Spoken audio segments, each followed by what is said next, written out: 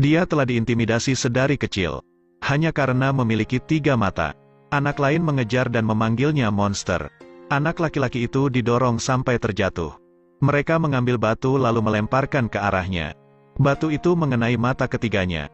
Anak ini marah. Suasana kuat sampai membuat angin bertiup kencang. Anak laki-laki tidak tahu bahwa dia mempunyai kekuatan ilahi. Menarik setan dari 3 dunia. Ibu mendengar teriakan itu. Sebuah bola api jatuh ke arah desa. Membuat seluruh desa tenggelam di lautan api. Seorang wanita keluar dari lautan api. Berubah menjadi naga dalam sekejap. Naga terbang menghancurkan sebuah rumah. Kemudian terbang langsung ke anak ini. Melihat naga mendekat, mereka segera bergegas kabur. Namun bocah itu terjatuh. Mereka sangat ketakutan melihat naga tersebut. Ibu dengan cepat berlari mendatangi mereka. Lalu melemparkan pedang terbang. Gunakan pedang untuk menyerang naga besar itu. Ketika mereka berpikir sudah aman, tiba-tiba seorang manusia keluar dari lautan api. Namanya adalah Lu Bei. Dia tidak menyangka kekuatan Tuhan terdapat pada anak itu. Saat ini mencoba mencuri kekuatan 3 mata dewa. Kekuatan sihir dari 6 binatang buas sangat kuat. Selama pertempuran sang ibu dirobohkan olehnya. Dia mengangkat tangannya, anak laki-laki terangkat ke udara. Kekuatan sihir mata dewa juga terpengaruh. Ibu ingin melindunginya, bergegas ingin menyelamatkan putranya. Dia mengorbankan diri untuk menyegelnya. Kemudian terbang langsung ke langit. Anak laki-laki ini bernama Duong. 15 tahun kemudian, dia masih belum bisa mengendalikan kekuatan mata dewanya. Tapi dengan kekuatan bawaannya, dia masih bisa mengalahkan kejahatan. Duong Tin menjadi warga yang baik dan kuat. Dia mampu mengangkat sebuah batang pohon yang besar dengan tangannya.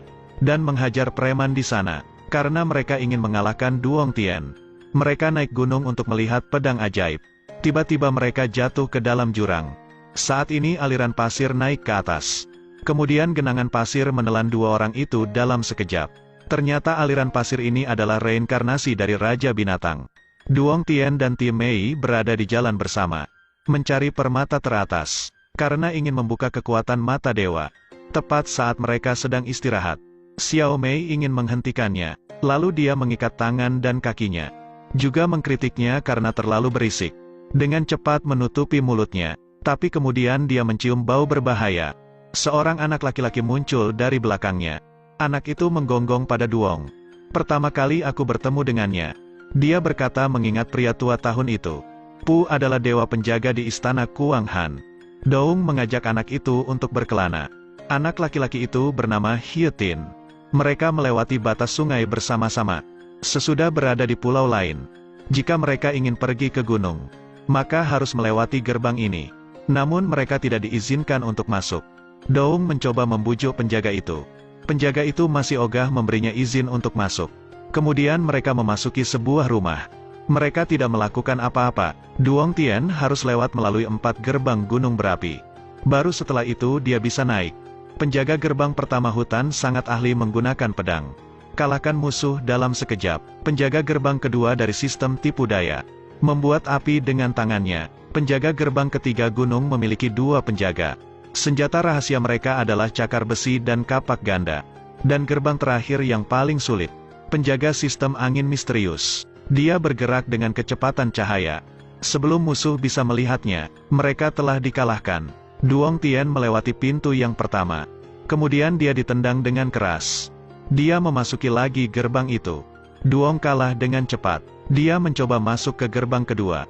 Dia langsung dihempaskan, masuk kembali. Dan dia tahu akan keluar seperti sebelumnya. Meskipun memiliki kekuatan ilahi, tapi semua orang di gerbang mempunyai seni bela diri. Para penjaga gerbang mengolok-ngoloknya. Jangan mengaku sebagai orang yang dipilih oleh dewa, karena harus melewati gerbang. Mereka tinggal dulu di sebuah penginapan. Duong Tien bekerja sebagai karyawan untuk mereka. Ketika memiliki waktu luang, dia bekerja sambil melatih bela dirinya. Meski selalu kena pukulan, dia masih tetap berusaha. Setelah waktu berlalu, kini dia sangat kuat dari sebelumnya. Dengan sangat cepat dia melewati gerbang. Orang-orang yang pernah membencimu, sekarang datang untuk memberi ucapan selamat. Tapi mereka juga tidak terburu-buru untuk bersukacita. Orang-orang dari Raja Iblis datang. Dia berkelahi dengan Duong. Tangannya meremas leher Duong. Kemudian, nyonya ini mengambil sebotol anggur dan memukulkannya. Dengan cepat musuh itu tumbang. Kemudian dia muncul dalam bentuk aslinya. Dia teringat sesuatu. Ternyata dia adalah penguasa jahat di desa lain. Itulah mengapa dia ingin mengalahkanmu dan meminjam kekuatan Raja Iblis. Dia bergerak dengan cepat lalu dijatuhkan. Dia berusaha menarik pedang. Setelah mendapatkan pedang tersebut, tanpa diduga musuh memasuki tubuh Duong, mengambil pedang dan menusuknya, lalu hisap monster itu dengan pedang. Duong Tien dapat melewati 4 gerbang. Kamu bisa pergi ke Gunung Ngok Tien. Anak laki-laki ini memiliki 3 mata, tapi tidak dapat mengaktifkan kekuatan dewa. 15 tahun kemudian, dia mencari mutiara puncak dan memberi hormat kepada biksu. Pria kaki atas giok setelahnya itulah berdoa dengan tulus. Permata bagian atas kaki telah tiba. Sebuah bola api tiba-tiba terbang ke arah mereka. Ternyata mereka antek Raja Iblis. Mereka ingin merampok kekuatan Raja Iblis. Musuh sangat banyak. Duong ditendang hingga tenggelam ke dasar danau. Kemudian dia pingsan di danau tersebut. Sekarang dia muncul sebagai orang tua. Duong lihat, ternyata ini batu giok puncak kaki. Duong mengucapkan selamat, berharap mendapatkannya kembali kekuatan dewa. Pada saat itu, kekuatan Duong telah kembali. Dia memegang pedang lalu meluncur keluar dari danau. Dalam hitungan menit tubuhnya berubah menjadi baju besi. Dengan cepat terbang keluar dari danau tersebut. Kemudian dia membalikkan situasi. Semua musuh jatuh ke tanah. Setelah itu dia pergi ke alam iblis. Dia sudah siap untuk bertarung dengan Raja Iblis. Wajah Raja Iblis ini tidak terlihat. Itu namanya Raja Iblis masih tidak memiliki kepercayaan diri. Dia tidak pernah menyangka pernah dirasuki oleh Raja Iblis.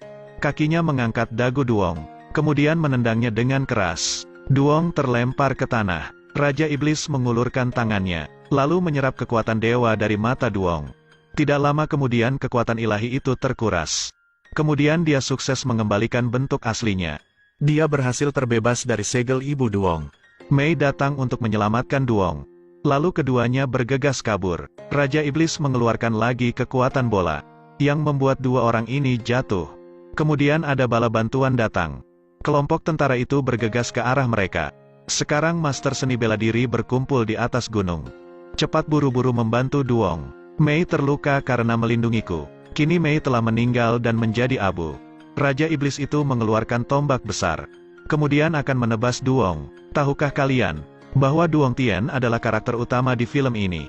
Karakter utama tidak boleh mati dong. Dia bangkit lagi dan bertarung 1 lawan 1. Satu pukulan lagi dari Raja Iblis membuat Duong terhempas 800 meter jauhnya. Tetapi Duong masih bisa bertarung. Terbang di bawah sinar matahari dan menggandakan tubuhnya. Kemudian menyerang Raja Iblis itu. Dan akhirnya Raja Iblis dapat dikalahkan. Membawa perdamaian ketiga dunia. Dan cerita pun selesai. Terus ikuti Edelweiss Review untuk mendapatkan update film berikutnya.